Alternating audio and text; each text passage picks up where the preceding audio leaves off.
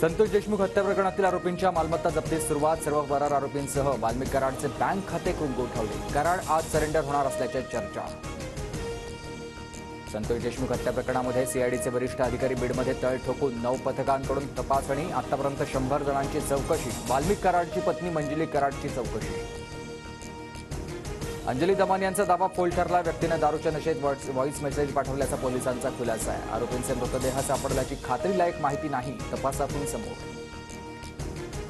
संतोष देशमुख हत्या प्रकरणी सीआयडीला स्कॉर्पिओ गाडीमधून 2 मोबाईल सापडले. मोबाईलमध्ये देशमुखांना मारहाण करतानाचे व्हिडिओ. बड्या नेत्याच्या फोन कॉलची नोंद. दमानी यांचा दावा. धनंजय मुंडे आणि पंकजा मुंडेंनी राजीनामा द्यावा. मुंडेंचा राजीनामा आणि वाल्मिक कराडला अटक होईपर्यंत बीड सोडणार नाही. गुन्हेगारी विरोधामध्ये अंजली दमानी यांचं सत्यशोधक आंदोलन सुरू. सागर बंगल्यावर